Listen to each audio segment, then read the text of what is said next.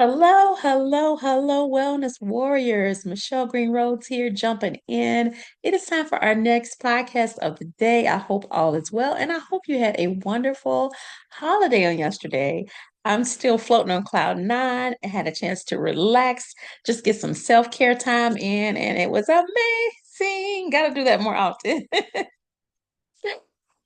So today, y'all, today's topic is prevention is worth a pound of cure. This is something we've heard over the years, right? Yeah, once again, so prevention is worth a pound of cure, y'all. So let's jump right into this episode. So, this episode, of course, is brought to you by the Color of Wellness magazine. Head on over. The link is in the show notes. Stand.store// Color of Wellness and download your free magazine today. While you're there, if you're in Tampa or surrounding areas, make sure you block off your calendar for January 19th, you all. I'm excited to see you live in person for our signature event. Yes, it is time for our MLK brunch, town hall, and live podcast. This is all about in the name of health equity. We're going to bring it to the community, y'all. I'm so excited to see your faces in the place. Head on over to the same link and grab your tickets before early bird ends on January 2nd. All right, so let's talk prevention. Our magazine is slated towards prevention efforts in an effort to keep us well. So, we do like to speak towards the wellness side of the spectrum when it comes to health and wellness. But we'll also do some health education that talks about different disease states. But I want to talk today about why that prevention side is so important. Now, I do believe you probably have heard many of these things before, so this will probably be a refresher for you. But I think sometimes we have to bring it back to the forefront because we can get so complacent in our ways. We can forget about different screenings we need to get done. We can get in a comfort zone where, hey, we don't feel any sort of symptom or sign. We are good and neglect to get these things done. But it's important, right? And let's talk about why it's important. Now, I have three ways here, but I'm sure there are many others that I haven't brought into this picture. Hopefully, we can either talk about them at the town hall or you can drop me a comment below. Let me know what do you do and how do you stay well? What do you do in the way of your prevention to help you stay on the wellness side so we can avoid some of those things on the other side of that spectrum, yeah, right? We want to stay in the health zone, excuse me, the wellness zone. So, number one, when it comes to preventative care, I want to share with you a startling statistic that I found, and I'll drop the reference in the comments below or the show notes. But we have found an article that stated studies have shown that improving access to preventive care can reduce hospital admissions, excuse me, readmissions by up to 20% for Black families. I feel like I need to say that again. Studies have shown, or this particular study showed that improving access to preventive care can reduce hospital readmissions by up to 20% for Black families. So let's talk about that for a quick moment. And I think when you slow it down and you can process all that, you can see why. I mean, it's easy to see because we are, of course, making preventive care available. I think this is the first and foremost reason why the color of wellness is here is how can we make people more aware? Everything starts with awareness, right? How can we make people more aware of things that they might have forgotten about or might not have access to? And so this is saying if we can improve access to preventive care, that means blood tests, regular blood screenings, or it might be a certain type of lab, or it may not be blood, so it can be a different type of lab test. Most screenings run through some sort of lab or x-ray or radiology. It just depends on what that screening is. But screenings of all types that we are told to get done at certain ages and certain milestones, and also depending on our either our personal history or our family history.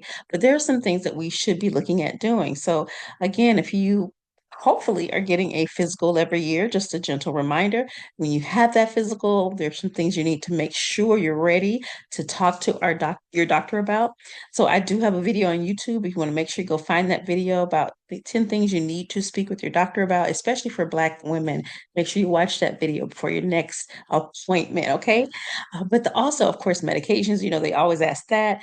And we even did an article in one of our magazines that talks about the importance of health, family health history. So I don't think that part we talk about enough. We do need to be having those deep conversations with our family members to talk about, what mother, grandmother, great grandmother, even aunts, uncles, cousins, great grandfathers, grandfathers. We all need to know, as much as possible, what they, I want to say, suffered with, but may have had to endure or got diagnosed with. What was that like for different family members? So you can know what's in your genes. And we don't do that enough. Sometimes we're just, again, too busy, or we just don't want to have that conversation, but it needs to happen. And it was in our November 2024 issue. So make sure you head to our website. You can request the November issue, and that particular article is there. All right, so I got off tangent, but that kind of very briefly encompasses preventive care. Now, if we're doing those things, then now you can see why readmissions would be lowered, because of course there might be some things that you couldn't avoid to get admitted, but if you may be on a healthier side, you might have been doing things to keep your weight down. You might have been doing things to keep your cholesterol low. You might have been doing these things because you were doing, preventive care, which means you got better the first time you got sick if you had to go to the hospital. That's how I interpret that. But I'm going to drop it below. I'm going to read it a little bit more. And if I need to answer any questions, I'm happy to do that. All right. So that was number one. Number two, now we know that healthcare is expensive, right? It is expensive. And so sometimes it can be a barrier if you don't have particular insurance. That's a big, big problem. So affordable checkups and early interventions can prevent costly ER visits and long-term health issues. So this goes into the financial barriers that, do we have, again, access? Do we have coverage to help us get these? And a lot of these screenings are done either low cost, sometimes free, just depending on what it is. So they are wanting you to get these things done to avoid problems down the line. And so that, of course, that again stated, affordable checkups and early interventions can prevent costly ER visits and long-term health issues. I think that's pretty self-explanatory. So it all comes down to getting what you need affordably, hopefully early on, to help you prevent, long-term health issues or an ER visit, which can set you back a good few $1,000s, I'm sure, many, many $1,000s. So just be mindful of that. Again, get your screenings to save money in the long run. Period, right? All right. Lastly, community empowerment. Number three, education and resources for Black families can lead to healthier communities and fewer healthcare disparities. Again, that's education and resources for Black families can lead to healthier communities and fewer healthcare disparities. I think it's pretty self-explanatory, but just sharing things like this podcast, you're coming to get refreshed, renewed, different types of resources in the way of your health education. I wanted, again, something very accessible. So, again, it's the podcast, magazine, video. What can you do to implement this, what you learned through our platform? Because we want you to be healthier and we want to be able to show that fewer healthcare disparities are existing. So make sure you connect with us, y'all. That's it for today. I'm excited to hear from you, excited to see you at Town Hall in Tampa, January 19th. Stay tuned. We'll be releasing the schedule soon for the other stops. But in the meantime, I'm always going to encourage you to, of course, stay well. But more so, I'm going to challenge you all to connect with a buddy, whomever that might be. Accountability, as we know, is key to achieving any goal. And I think sometimes, again, we are living in silos or living in a weird time. So we need each other more than ever. So I wanted to encourage you all again, to connect with a buddy. If you don't have one and you want to get into our community, let me know. Just shoot me a quick email. But there's no reason why you can't be buddied up in the way of your wellness. I know we have lots of goals in our life, lifetime, but I'm speaking towards your wellness goals. So I look forward to hearing from you. If you do need a wellness buddy, we have a wonderful community that we can connect you with. And yeah, let's get it going because 25 is breathing down our necks and it is ready to come in strong. So we are prayed up, we're ready to face the challenges, will come what may, and we're ready to receive the goodness of the newness of a new year. Okay, so onward and upward, everybody. Until next time, keep it going with your wellness. Stay well.